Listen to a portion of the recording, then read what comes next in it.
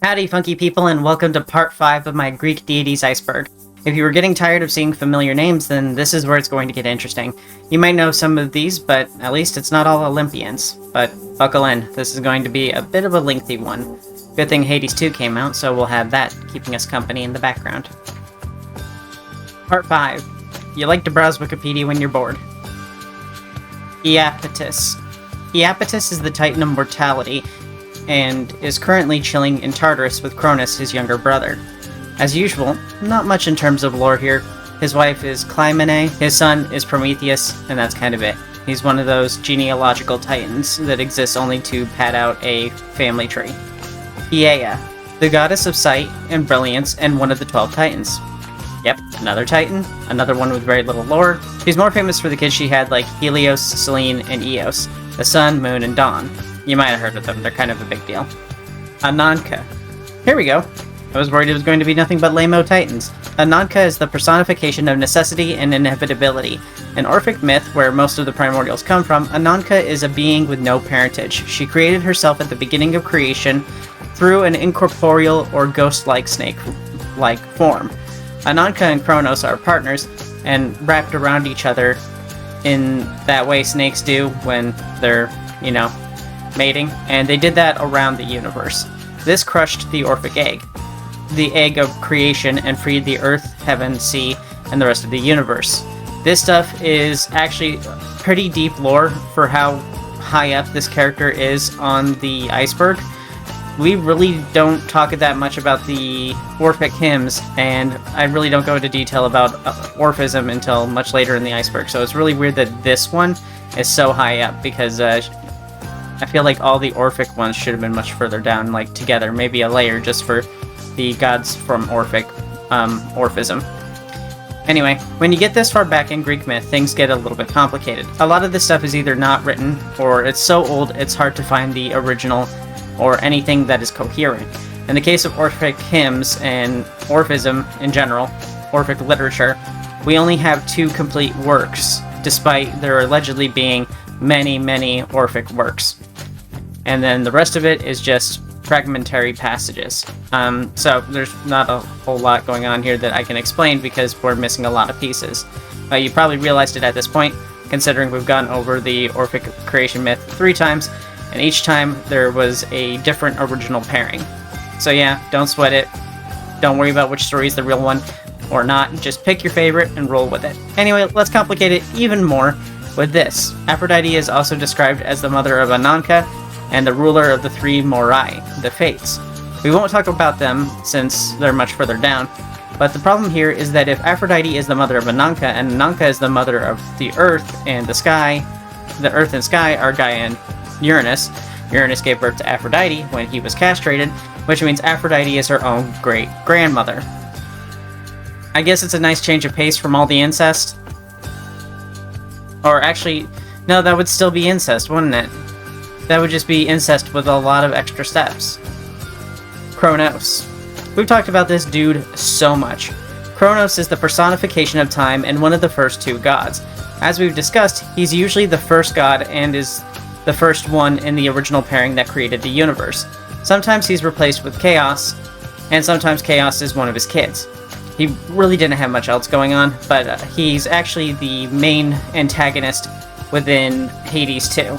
He's a titan that is in Tartarus that broke free and is taking control over Hades. Kronos, in this case, is the personification of time. He often gets confused with Cronus, the titan who is the father of Zeus. So, it happens a lot. Sometimes they get confused with each other, or they just get combined into one character, or one god, I would suppose. And it's not really confusing, it's just, I don't know why they keep doing it. Maybe I'm missing something. Oceanus. Woo! Another titan. We have to be running out of them soon, right? At least this one has some stuff going on. Oceanus is the father of the Oceanids, who were 3,000 nymphs of the ocean. So he got busy. But when you can live forever, you're bound to have some free time. In the Theogony, none of the Titans attacked Uranus, but in Apollodorus' myths, Oceanus was the only one not to attack Uranus. Either way, he didn't join in on the castration festivities. Fun story time. Oceanus visited Prometheus while he was chained to the rock and said, "I feel bad for you, bro." can I help you out somehow? And Prometheus, apparently not tired of the giant bird eating his liver every day, said, how did you summon the courage to leave the stream that bears your name in the rock-roofed caves you yourself made? The Titan of Water somehow managed to catch third degree, but Oceanus advised Prometheus to humble himself before Zeus before he makes things worse, and Prometheus said, I envy you, because you have escaped blame for having dared to share with me in my troubles. Apparently it's cool with Zeus to just chill with Prometheus while his guts get ate and offer to free him, but stealing fire is an issue. Tethys, wife of Oceanus and another Titan with no stories. The only thing she did is watch over Hera while she was with Zeus, and she also participated in the Titanomachy. I believe she's also the mother of lots of Oceanids. Eris, goddess of strife and discord. She appears in Works and Days and the Theogony and the Iliad. In Works and Days, there are two gods described as Eris. So after all, there was not one kind of strife alone, but all over Earth there are two. As for the one, a man would praise her when he came to understand her, but the other is blameworthy, and they are wholly different in nature. For one fosters evil, war, and battle, being cruel. Her man loves, but perforce. Through the will of deathless gods, men pay harsh strife her honor due. Nixon, the son of Cronus, who sits above and dwells in Aether, set her in the roots of the earth, and she is far kinder to men. She stirs up even the shiftless to toil, for a man grows eager to work when he considers his neighbor. A rich man who hastens his plow and plant and put his house in good order, and neighbor vies with neighbor as he hurries after wealth. This strife is wholesome for men, and potter is angry with potter, and craftsman with craftsman, and beggar is jealous of beggar, and minstrel of minstrel. In Theogony, she is seen as bad because she gave birth to other personifications that were also really, really bad. So I'm going to read word for word here because this is a list essentially, but yeah. Anyway, please don't copyright strike me, Mr. Hesiod, please.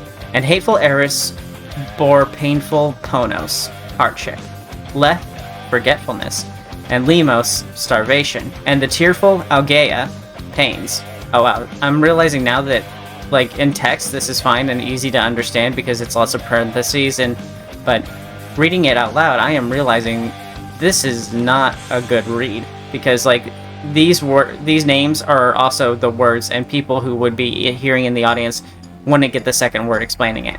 So I'm going to read it once with their god names, and then I'm going to read it a second time with their translated names. And hateful Eris bore painful Ponos, Lethe and Lemos, and the tearful Algaea, Hyesmenai, Makai, Ponoi, and Androctasai, Neikea, Suidea. Sounds like I'm reading a Patreon subscribers list. Logoi, Amphilogiae, Dysnomia, and Ate, near one another, and Horkos, who most afflicts men on earth. Then willing swears a false oath.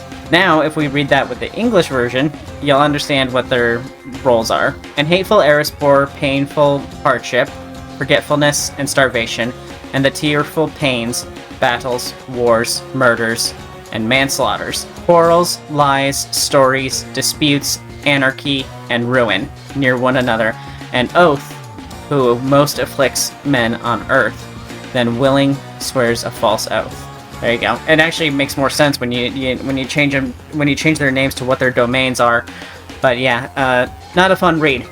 Dude just listed off a bunch of people. Anyway, for a myth, Hera, Athena, and Aphrodite and all of the other Olympians were invited to the wedding of Achilles' parents, Peleus and Thetis. Eris didn't get an invite because she can be a bit of a troublemaker, being the god of discord and its mods. That was not a good joke. A little butthurt by the whole thing, she did exactly the sort of thing that resulted in her not being invited in the first place. She tossed the apple of discord into the party. This apple is golden and inscribed with the words, "For only the most beautiful," which was such a genius move because if you know anything about Aphrodite, Athena, and Hera, they have all punished mortals for declaring they're prettier or smarter than the other. What Eris did here was essentially light a match and throw it into a gas tank. This little apple caused the goddesses to fight and argue over who deserved the apple, and Zeus, just wanting the women to stop fighting, told Paris, the Prince of Troy, to decide who is the most deserving. I'm sure this will end great, because including a mortal in affairs of gods, especially in this instance, is definitely going to end well. Playing the absolute dirtiest hand they could, the goddesses all stripped naked. Let me remind you that this is at a wedding party. very classy. If Paris wasn't to be swayed by nudity, the goddesses offered him more than just godly bodies. Hera offered him political power, Athena promised infinite wisdom, and Aphrodite offered the most beautiful woman in the world, Helen, the wife of Menelao of Sparta. Greece at the time valued power over beauty, but Paris is only a man, and was guided by his schlong to choose Aphrodite, and Helen by extension. This caused the Trojan War. So great job, Eris, proving your haters right about you. Seems like the only winner that day was Ares. Honestly, it was so nice covering a god with an actual story. I'm getting tired of saying, this is a Titan, no story, Sag. But having written all this out now, there's going to be a lot more. This is a character, no story. A lot. Amphitrite. Queen and goddess of the sea, Amphitrite is the daughter of the Titans Oceanus and Tethys, and she's the wife of Poseidon. Congrats to Poseidon for being one of the very few gods to not sleep with a direct family member. When Poseidon wanted to marry her, she fled in order to protect her virginity and fled to the Atlas Mountains. Poseidon sent fish after her and eventually a dolphin. How they got up the mountain, I will never know. And the dolphin convinced her to marry him. As a reward, Poseidon made the dolphin a constellation known as Delphinus. Not much else going on here, not all of the gods can be interesting, and I'm very happy that they're not, because this iceberg is long enough already. Thanatos.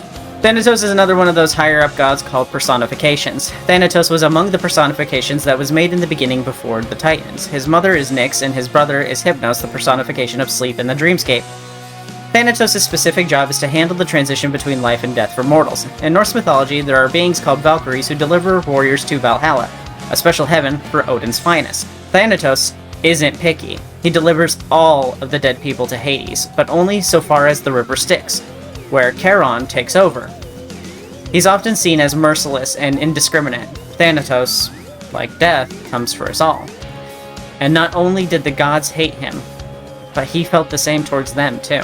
The myth he's most well known for is for his role in Sisyphus' story, where he is tricked by Sisyphus.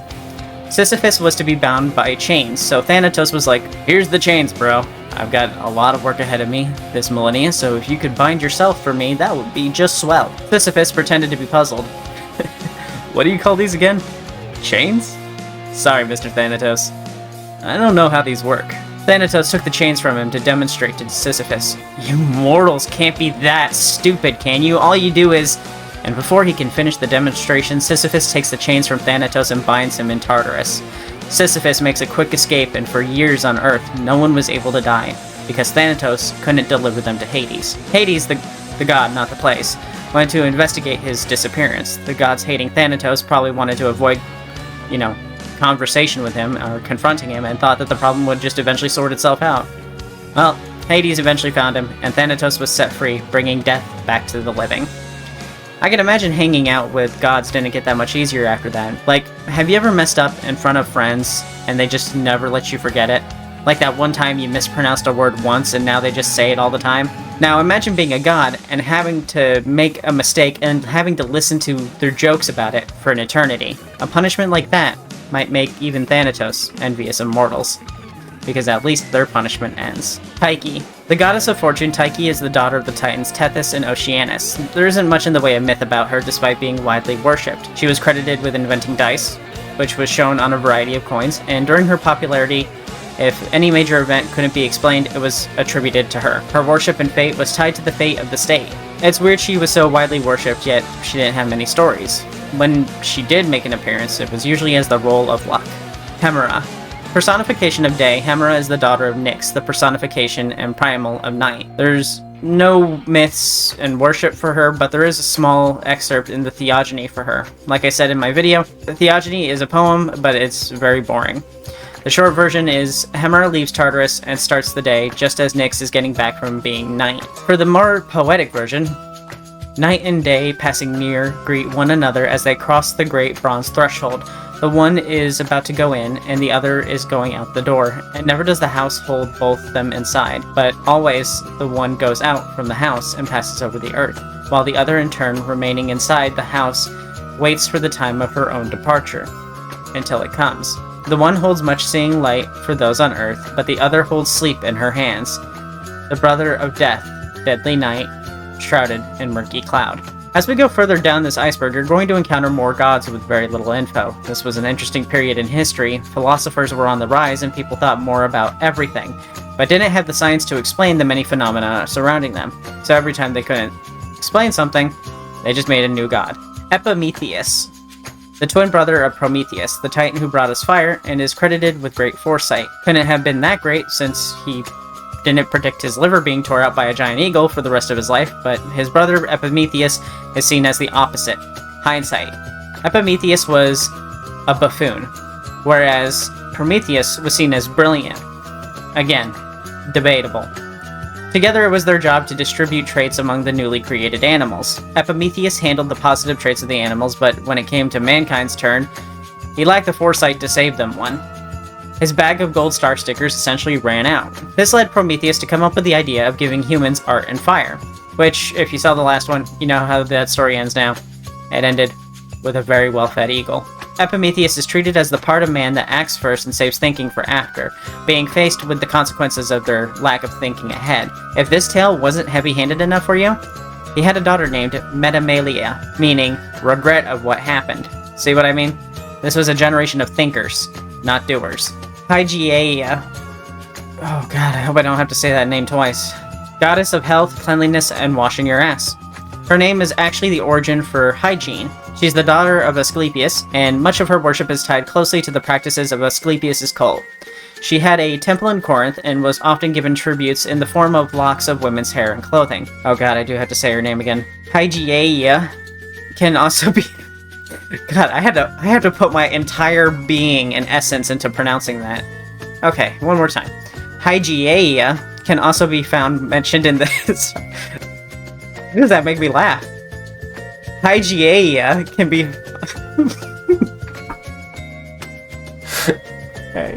I kind of had to when I stopped giggling.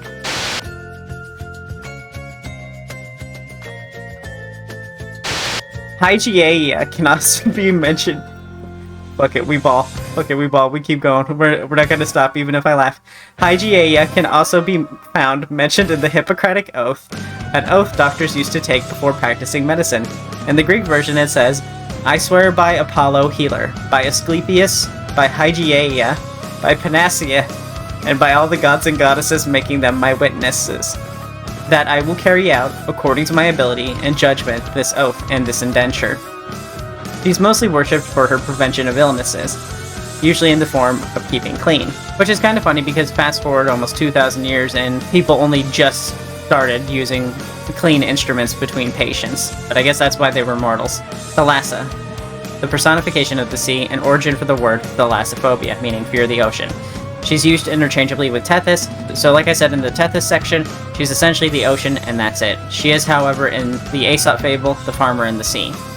Aesop fables, I don't believe I mentioned yet. They're like myths, but they're a series of stories created by Aesop, a Greek slave who was alive about 600 BC. It's possible multiple stories were attributed to one dude, or maybe one dude remembered them all. Either way, they're all Aesop's fables. The point of them is to teach some moral lesson. You've definitely heard the tortoise and the hare, and that's one such Aesop fable. In The Farmer in the Sea, an old farmer curses the sea, saying it's bad and an enemy of man. Thalassa of the sea herself took great offense to this and said, It's not me who makes my waves choppy, but the wind. Come sail me on a windless day, and you'll find my gentle embrace more enjoyable than the land you praise. And that's it. That's the story. Crap. I gotta start practicing like names before I actually have to say them. But I'm sure it's also funny to y'all to have to listen to me fumble through these. Eileithia. Yeah, Eileithia. Goddess of shooting out kids, Eileithia. She was widely worshipped, of course she was though.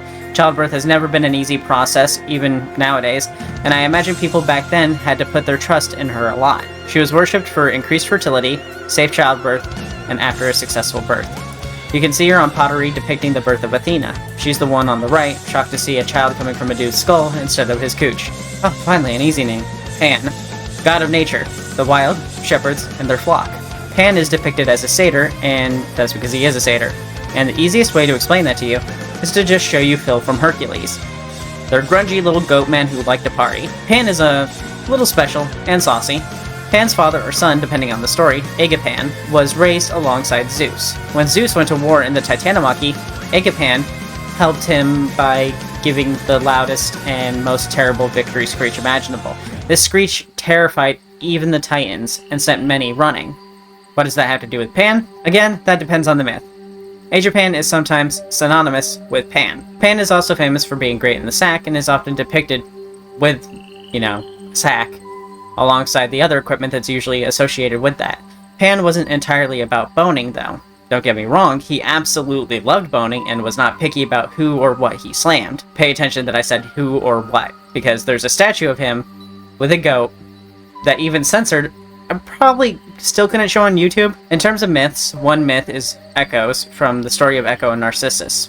So I won't go over that one because I won't have anything for Echo section. The other one is how he got his flute, the pan flute. There was a beautiful wood nymph named Syrinx. As she was coming home from hunting one day, Pan met her. Immediately he was into her. He dug her vibes. This wood nymph gave him wood. So he started laying it on thick, but Syrinx wasn't into it. She probably saw what he did in that goat statue. She ran over to her sisters, who disguised her with magic, turning her into reeds. Pan, being the unpicky goat lover, wasn't deterred by her being reeds. So he picked the reeds, as many as he could, because he couldn't be sure which ones were her. Pan cut them and turned them into a flute, which he now brings with him everywhere. According to my favorite guy, Diogenes, Pan is also responsible with teaching people about how to beat their meat. So you could call Pan the father of gooners, too. Calliope. Calliope is the goddess of poetry. She's one of the muses and is responsible for eloquence and epics.